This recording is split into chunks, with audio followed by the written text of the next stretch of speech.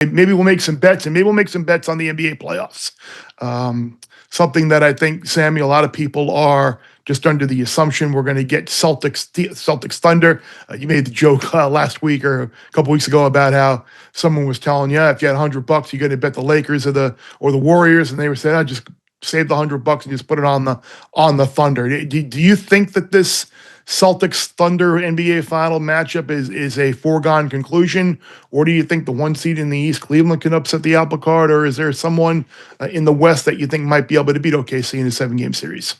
Barring injury, I think the Celtics are going to walk into the NBA Finals, and that's no disrespect toward Cleveland. I just think Boston's roster is so much better, and they're also playoff tested. That means a lot to me in the NBA. It used to mean a lot more.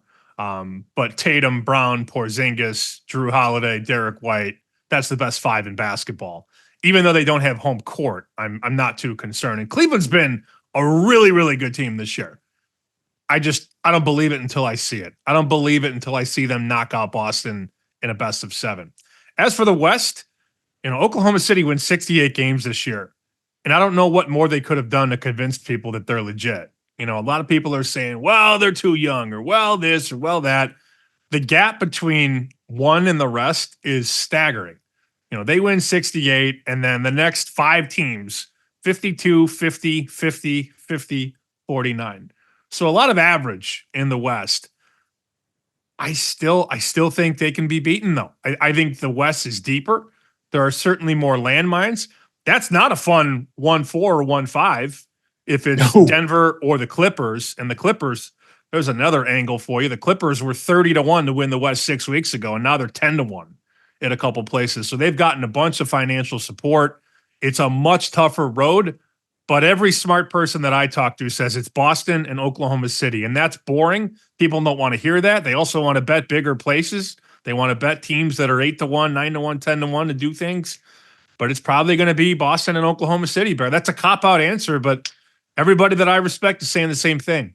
You mentioned that series, the Clippers, rather, the Western Conference price gone down quite a bit. Like, I haven't heard one person pick the Denver Nuggets to win that series yet. We saw the Nuggets open at like minus 160 or 170 in that range in the series, flipped all the way over and out. Now the Clippers are favored in that series. Do you think that move is too much? Do you think the opener was just wrong? Where do you stand on Denver and the Clips? This feels about right. I think the market has clearly made it be known that people don't believe Jamal Murray is healthy. And that's the only way. I mean, you're not going to write something 80 cents down off the open in a series market. That just doesn't happen if everything were fair on both sides. So first number I saw was minus 190, actually. And that didn't last. Yeah. I mean, most places open, to your point, about $1.60, $1.70. And here we are, minus 110 each way. It doesn't appear like there are a lot of people that believe Murray is healthy. Not to mention, Nuggets just fired their coach. But I have made many decisions in the past that are a lot smarter than betting on James Harden to be a playoff performer. So it's a pass at minus 110, and I'm certainly not going to come in and jump onto the end of the train and bet them 10-1 to win the West. Well, that's the thing about the Clippers, right? Like, are they trustworthy now? Are we finally believing in them? I think that's the question, right? If Kawhi gets hurt again at any point, that's the end of it, right? The question I have, I guess, is can the Lakers do it, right, guys? The Lakers front court, we know, probably will struggle in the postseason, but can they outscore every team they play? Can they get enough stops when they have to? Now, they beat the Thunder about a week ago in a must-win game for the Lakers for certain. So they can, they want to be the 3. Does anyone have any hope in the Lakers being able to do so? I don't. I took the Lakers at plus 290 to lose in the conference finals. I think they get by the Wolves. They get by the Rockets, who I think do beat the Warriors. We'll talk about that in a second, I would imagine. And they lose to the Thunder. I think the Lakers do get to the conference finals, though. Are we overlooking this Minnesota team a little bit here, just with what they can do with Ant-Man? I know they had the great comeback last year in Game 7 against Denver in a series. It looked they were counted out and done and came back and won, and then really laid an egg against the Mavs in the Western Conference Finals last year. Like, is this just a too much offense with LeBron and Luka, or are the T-Wolves a live dog here? I guess is ultimately what I want to say. What do you think, Sammy? I did bet a little plus 180 the other day. I was able to get a nice shot that offered me -$2 and plus 180. You don't see that every day. So I pounced on that, and this opened a little bit lower. Lakers about $1.60. It's really, can anybody stop Ant? That's the big question I have, and I don't think there's an answer. Are you going to put LeBron at his age on Anthony Edwards? Okay, good luck, I guess. And then there's that faction of people that will say, well, all you do is pick the team with more stars, and that's the Lakers at this point with Luka and LeBron. I always think it's much tougher for the team that made that drastic move to make a deep run. You almost never see that. I mean, just ask the Phoenix Suns how that worked out, putting Durant and Booker and Bradley Beal together with only one basketball, by the way, Bear. Not a good idea. So I'm on Minnesota. I really like that bet on them in game one as well. We were talking about this this morning with Joe. Lakers have been bet down from 5 to 4. So T-Wolves getting some action in game one on the road.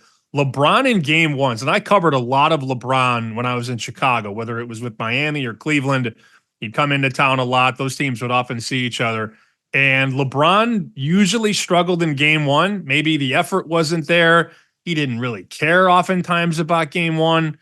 LeBron James teams in game ones all time are 31-23. That's not a good number, considering the fact that he's usually on the better team.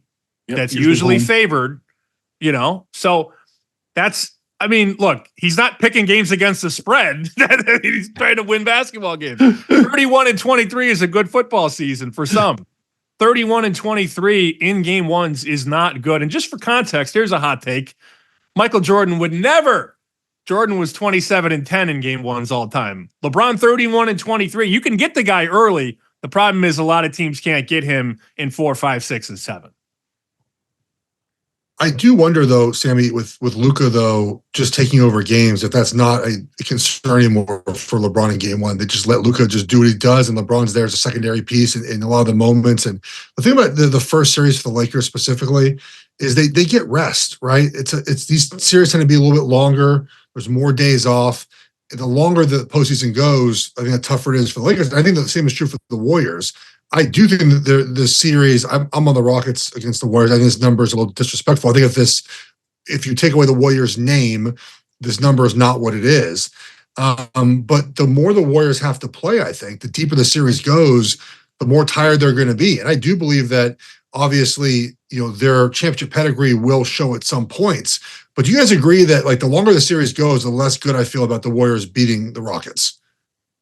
The longer it goes. So you're saying they got to clip them early. You got to put. I think so. Yes. Yeah, I mean, it makes sense. I feel the same way about Minnesota. If Minnesota doesn't get a split in Los Angeles, it's probably over. But if you go back to Minnesota and it's 1-1, now we're talking. But I think there's going to be a lot of support for Minnesota in game one, which will then in turn, if Minnesota can win the first game, it makes the Lakers now -110, -115 to win the series. And I think you're going to see a lot of that. The people that are betting Minnesota to win game one or cover game one will then flip and go to Los Angeles, because sharps don't overreact to one game, even though the public might.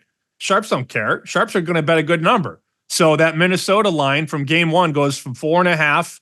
I don't know what the number would be in game two. It could be even bigger, I guess. I would think it'd be 6 or so, probably. Yeah. I mean, it's not. The Lakers are in the must-win at home game 2. Yeah, sure, it'll be higher than that. But I would imply that would be the time as soon as Minnesota wins game one, if they do, to hop on the Lakers to win the series, and that'll go from -190 to -110, and that is when you'll see support for the Lakers to win the series after a game one loss. I know. Mike Freer, who we had earlier, he could certainly get behind a Rockets bet at plus money in that series as well. And you were talking about like the 3-6 series with the Lakers and the Timberwolves, and then obviously the Knicks and the Pistons in the East. One of the things that I know Will, who obviously is not here with us, is very high on doing is he likes to bet the underdog in this series to win in 6 games. because he's like, odds are they're not going to win in 5. They're not going to get 2 wins on an opponent's home court. Odds are you're not going to win a game 7 on the road to win the series. If you're going to win the series, odds are you're going to win it in 6 games. So I know he was really high on the Pistons beating the Knicks in 6 games, and I would imagine that if he's a Lakers fan, so I'm sure he didn't bet against the Lakers, but it probably is some value as well in betting the Timberwolves potentially to win in 6 and get Game 6 in Minnesota over the Lakers. But the one series here that I think has the most venom and is probably the spiciest is the Pacers and Bucks. Obviously, we know from Shams that Dame is going to be out Game 1, and it appears that there's a chance they could get him back potentially later in the series. The Pacers have been very good lately in the East, and a lot of people are probably surprised to see the Pacers favored in this series over Milwaukee. But Sammy, this is not the same Bucks team that we saw win the title a couple of years ago. And no Middleton, too. I mean, he was a huge part of that equation. You know, he was playing at a very high level, and just not the case anymore, obviously. So I haven't made a single bet in this series. The side has moved up, though. Game 1, Indiana 4.5 out to 6 at Chris right now. Totals come down a little bit, which I guess makes sense. Milwaukee ideally is going to keep you out of the paint and make you make tough shots, but Indiana can do that. So should be a good series. I haven't put a single dollar on it. I might look at some overs for the Pacers series. That's what I did a lot last year because they score a bunch of points and don't always play the best defense. But I got nothing. Look, unless Lillard plays, I don't know if I have much for this series. Yeah, I think a lot of my thought. I mean, because you really look. I don't know what would really be surprising you outside of whoever winds up being the 8 seed, whether Memphis or Dallas or then Atlanta or the Heat upsetting the number 1 set. Like I don't like, if you tell me the Pistons beat the Knicks, I wouldn't be surprised. You tell me the Timberwolves beat the Lakers, these series, especially in the West, seem really, really balanced. And I think it probably creates a little bit of an opportunity with these NBA Finals exactas. I mean, I have been loading up on Celtics Thunder all year. I have a couple of Cavs Thunder. I have a couple of Celtics Lakers. I have a couple of those, and you probably could still get some good matchups there. I think that might be a way to try and play some of this to just if you feel really strongly about either OKC or the Celtics, try and match them up in a couple of these NBA Finals exactas and try and get a little bit more bang for your buck. Bear Bets full episodes drop twice a week right here on the Bear Bets YouTube channel. Remember to subscribe to stay ahead of the odds, and let's celebrate all of our wins together.